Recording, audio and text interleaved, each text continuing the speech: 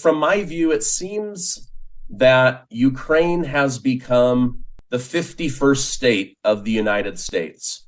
We're essentially funding their government. We're keeping their people afloat using U.S. taxpayer money.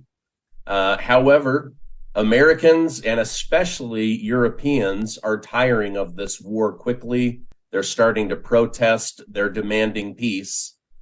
Yet some NATO nations, including the United States, seem to want this war to drag out.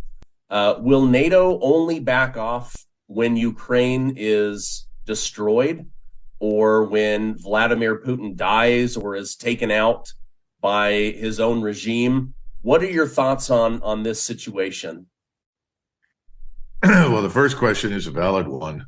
How long do we wait before we finally give up on trying to turn Ukraine into a permanent and existential threat to Russia? Because that's really what this is all about. We invested very heavily in Ukraine starting in 2014 to build this Ukrainian army that by the time the Russians intervened was about 600,000. That was a little over 400,000 regular troops with over 200,000 reserves. And it was aimed exclusively at the destruction of Russia, first to attack the so-called breakaway provinces, Donetsk and Luhansk, that were in the east, and then to go on and reconquer, if you will, Crimea, which historically was never part of Ukraine or remotely Ukrainian, what was Russian, certainly since 1776. So at any rate, I think to answer the first question is that it's unclear. We know that Washington, London, Paris, and Berlin have essentially sworn to stay the course. That picture, as you point out, is weakening very rapidly in Germany, where it was never popular to begin with. It's also faltering in France. London seems to stick with it, although I'm beginning to see some evidence of the truth getting through the British media to the British public. Not much, but some. The other country that seems unalterably opposed to ending this is Norway. I have still not figured out why the Norwegians are so bent on the destruction of Russia, but apparently they've signed on for this. The problem with all of it, of course, is that there was never any strategy, coherent strategy with a specific strategic end state that was attainable. I mean, making these sweeping statements, we won't quit until Putin is removed from power or dead. We won't stop until Russia is defeated in Ukraine. These are ridiculous statements that have no basis in fact, have no possibility of occurring. So that puts you in the uncomfortable position when you've made these ridiculous statements publicly to where you cannot retreat from them. And so London, Paris, Berlin, Washington are having enormous difficulty figuring out, how do I retreat from these outrageous demands and still look reasonably intelligent and competent? Well, the answer is you can't, without admitting that you were wrong. And this is the biggest problem of all. Russia was not isolated, could never be isolated. Russia's economy is doing extremely well. It would do better without the war, but it's still doing very well. It has no shortage of trade partners, and much of what Russia provides to Europe is still finding its way to Europe through clandestine and illegal means offered by other countries that are willing to provide the middleman. The whole thing is a travesty. The Russians, who initially went in exclusively for the purpose of reaching some sort of agreement with the West about Eastern Ukraine, about the breakaway republics, discovered that we weren't interested in a solution. We were interested in destroying them. And so they have now mobilized. They built this enormous force. They're poised to attack. The Ukrainians are falling apart. The question is, what are we going to do? And I think we're not going to do anything until the Russians are probably just across the river from Kiev in great numbers, prepared to cross the Dnieper River and go west. I wish it weren't so, but I think that's where we are. The Russians are going to have to make it unambiguously clear that our outrageous demands make no sense. And at that point, there's a real chance that the Europeans will diverge from us, because Europe is really being hurt by this war. Everybody in the West is being hurt, but the Europeans most of all. Their economies, their populations have no interest whatsoever in going to war with Russia. If you look at the polling data, they're overwhelmingly for a negotiated settlement. So the bottom line is, how long does this last? It lasts until the Europeans really can't stand it anymore. And we begin to see some European governments fall. We've already seen things change in Italy.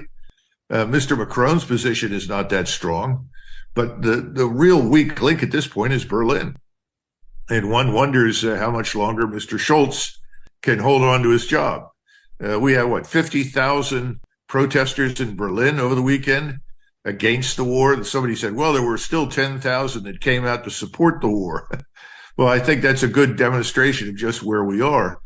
So once Berlin falters, and I think it will, because the German people just don't buy it any longer, then the world will change. And when Berlin decides to diverge, other European states will fall in line, and everyone will say enough is enough. We got to come to an arrangement. And all wars in Europe, at least for the last 500 to 1,000 years, have been settled with some sort of territorial adjustment, an exchange of land, and so forth. So that's what's got to happen. But again, neutrality for whatever remains of Ukraine. And that's a good question right now. We don't know what will remain of it because more than 10 million Ukrainians have left.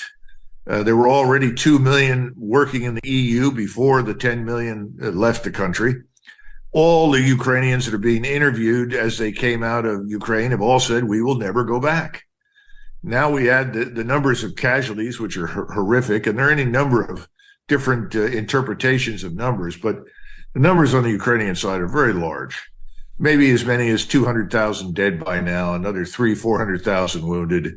Most of these are people that will not recover from their wounds. They will be permanently disabled. So this has got to come to an end. I don't think there's much disagreement about it. But Mr. Zelensky is our puppet, and he's not going to give up or change his tune until we do. And we're not prepared to do it. So there's your answer. Okay. Two-part question here. So the United States media continues to say Putin is crazy and he doesn't have an off-ramp for getting out of this. But we also see that maybe the United States doesn't have an off-ramp for getting out of this. Does this have something to do with Putin's intel saying this thing will be over in 3 days and Joe Biden's intel saying this will be over in 3 days? And now here we are at the 1 year anniversary.